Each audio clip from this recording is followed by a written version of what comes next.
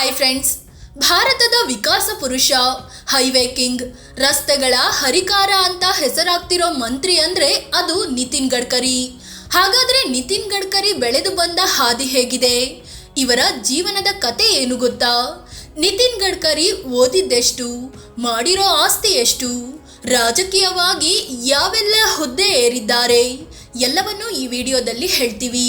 ಅದಕ್ಕೂ ಮುನ್ನ ನೀವಿನ್ನೂ ನಮ್ಮ ಚಾನಲ್ಗೆ ಸಬ್ಸ್ಕ್ರೈಬ್ ಆಗಿಲ್ಲ ಅಂದರೆ ಈ ಕೂಡಲೇ ಆಗಿ ನಮಗೆ ಬೆಂಬಲಿಸಿ. 1957ರ ಮೇ 27ರಂದು ಗಡ್ಕರಿ ಜನನ. ನಿತಿನ್ ಜೈರಾಮ್ ಗಡ್ಕರಿ ಇವರು 1957ರ ಮೇ 27ರಂದು ಮಹಾರಾಷ್ಟ್ರದ ನಾಗ್ಪುರದ ಮರಾಠಿ ಬ್ರಾಹ್ಮಣ ಕುಟುಂಬವೊಂದರಲ್ಲಿ ಜನಿಸಿದ್ರು. ಇವರ ತಂದೆ ಜೈರಾಮ್ ಗಡ್ಕರಿ, ತಾಯಿ ಭಾನುತಾಯಿ ಗಡ್ಕರಿ. ಓದಿನಲ್ಲಿ ಮುಂದಿದ್ದ ನಿತಿನ್ ಗಡ್ಕರಿ 1973ರಲ್ಲಿ PUC ಮುಗಿಸಿದ್ರು. 1977ರಲ್ಲಿ BCom ಮುಗಿಸಿ ನಾಗ್ಪುರ ಯೂನಿವರ್ಸಿಟಿಯಿಂದ ಕಾನೂನು ಪದವಿ ಪಡ್ಕೊಂಡ್ರು. 2021ರಿಂದ ಈವರೆಗೆ ನಿತಿನ್ ಗಡ್ಕರಿಗೆ ಒಟ್ಟು 7 ವಿವಿಗಳು ಡಾಕ್ಟರೇಟ್ ನೀಡಿ ಗೌರವಿಸಿದೆ. ಬಾಲ್ಯದಿಂದಲೂ RSS ನಂಟು, ಕಾಲೇಜು ಟೈಮಲ್ಲೇ ರಾಜಕೀಯ ಎಂಟ್ರಿ. RSS ಕೇಂದ್ರ ನಾಗ್ಪುರದಲ್ಲಿ ಜನಿಸಿದ ಗಡ್ಕರಿಗೆ ಬಾಲ್ಯದಿಂದಲೂ RSS ನಂಟಿತ್ತು. ತಮ್ಮ 17ನೇ ವಯಸ್ಸಿನಲ್ಲಿ ಇವರು RSSನ ಭಾಗವಾದ ಅಖಿಲ ಭಾರತೀಯ ವಿದ್ಯಾರ್ಥಿ ಪರಿಷತ್ ಸೇರಿದ್ರು. 19ನೇ ವರ್ಷದವರಿದ್ದಾಗ BJP ಯುವ ಮೋರ್ಚಾದ ಜೊತೆ ಗುರುತಿಸಿಕೊಂಡ್ರು. ಶಿಕ್ಷಣ ಕಂಪ್ಲೀಟ್ ಆದ್ಮೇಲೆ ಫುಲ್ ಟೈಮ್ BJP ಮೆಂಬರ್ ಆಗಿ ಕೆಲಸ ಮಾಡಿದ್ರು. BJPಯಲ್ಲಿ ಹಂತ ಹಂತವಾಗಿ ಬೆಳೆದ ಗಡ್ಕರಿಯನ್ನು 1989ರಲ್ಲಿ ಮಹಾರಾಷ್ಟ್ರ ವಿಧಾನ ಪರಿಷತ್ಗೆ ಆಯ್ಕೆ ಮಾಡಲಾಯಿತು. ಇಲ್ಲಿಂದ ಇವರು ನಿರಂತರವಾಗಿ 2014ರವರೆಗೆ ವಿಧಾನ ಪರಿಷತ್ ಸದಸ್ಯರೇ ಆಗಿದ್ರು. ಸಚಿವ ಸ್ಥಾನ, ಸಾಲು ಸಾಲು ಹೊಣೆ. ವಿಧಾನ ಪರಿಷತ್ಗೆ ಆಯ್ಕೆಯಾದ ಗಡ್ಕರಿ 1995ರಲ್ಲಿ ಶಿವಸೇನೆ BJP ಸರ್ಕಾರದಲ್ಲಿ ಲೋಕೋಪಯೋಗಿ ಸಚಿವರಾಗಿ ಕೆಲಸ ಮಾಡಿದ್ರು. ಇದೇ ಟೈಮಲ್ಲಿ ಇವರು ಮುಂಬೈ ಪುಣೆ ಎಕ್ಸ್ಪ್ರೆಸ್ ವೇ ಸೇರಿದಂತೆ ಹಲವಾರು ಹೈವೇಗಳನ್ನು ನಿರ್ಮಿಸಿದ್ರು. ಯಶಸ್ವಿ ಮಂತ್ರಿಯಾಗಿ ಒಳ್ಳೆಯ ಕೆಲಸಗಾರ ಅಂತ ಹೆಸರು ಮಾಡಿದ್ರು. ನಂತರ ಕೇಂದ್ರದಲ್ಲಿ ಅಟಲ್ ಬಿಹಾರಿ ವಾಜಪೇಯಿ ಸರ್ಕಾರ ಬಂದಾಗ ರಾಷ್ಟ್ರೀಯ ಗ್ರಾಮೀಣ ರಸ್ತೆ ಅಭಿವೃದ್ಧಿ ಸಮಿತಿ ರಚಿಸಲಾಯಿತು.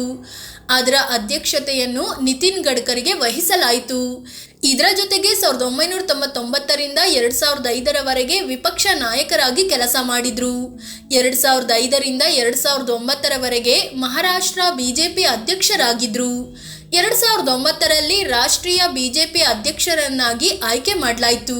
ಪಕ್ಷದಲ್ಲಿ ಅಡ್ವಾಣಿ ನಂತರ ಇವರೇ ಅಂತ ಆಗೋಗಿತ್ತು. ಆದರೆ 2014ರಲ್ಲಿ ರಾಷ್ಟ್ರ ರಾಜಕಾರಣಕ್ಕೆ ಬಿರುಗಾಳಿ ರೀತಿ ನರೇಂದ್ರ ಮೋದಿ ಎಂಟ್ರಿ ಆಗಿತ್ತು. ಮೋದಿ ಕ್ಯಾಬಿನೆಟ್ನಲ್ಲಿ ಮಂತ್ರಿಯಾದ ಗಡ್ಕರಿ. 2014ರಲ್ಲಿ ದೇಶದಲ್ಲಿ ಮೋದಿಯ ಅಲೆ ಎದ್ದಿತು. ಆ ಚುನಾವಣೆಯಲ್ಲಿ ನಿತಿನ್ ಗಡ್ಕರಿ ನಾಗ್ಪುರ ಲೋಕಸಭೆ ಕ್ಷೇತ್ರದಿಂದ ಸ್ಪರ್ಧಿಸಿ ಗೆದ್ರು. ಮೋದಿ ಕ್ಯಾಬಿನೆಟ್ನಲ್ಲಿ ರಸ್ತೆ ಸಾರಿಗೆ ಮತ್ತು ಹೆದ್ದಾರಿ ಸಚಿವರಾದ್ರು. ಮಧ್ಯದಲ್ಲಿ ಹಲವು ಖಾತೆಗಳನ್ನು ನೀಡಿ ವಾಪಸ್ ಪಡೆಯಲಾಯಿತಾದ್ರೂ ರಸ್ತೆ ಸಾರಿಗೆ ಮತ್ತು ಹೆದ್ದಾರಿ ಸಚಿವರು ಇವರೇ ಆಗಿ ಮುಂದುವರಿದ್ರು. ಯಾಕಂದ್ರೆ ಇವರು ಮಹಾರಾಷ್ಟ್ರ ಲೋಕೋಪಯೋಗಿ ಸಚಿವರಾಗಿ ಮಾಡಿದ್ದ ಕೆಲಸ ಪ್ರಧಾನಿ ಮೋದಿಗೆ ಗೊತ್ತಿತ್ತು. ಇದೇ ಕಾರಣಕ್ಕೆ ಬೇಕಂತಲೇ ಇವರಿಗೆ ಈ ಖಾತೆ ನೀಡಲಾಗಿತ್ತು.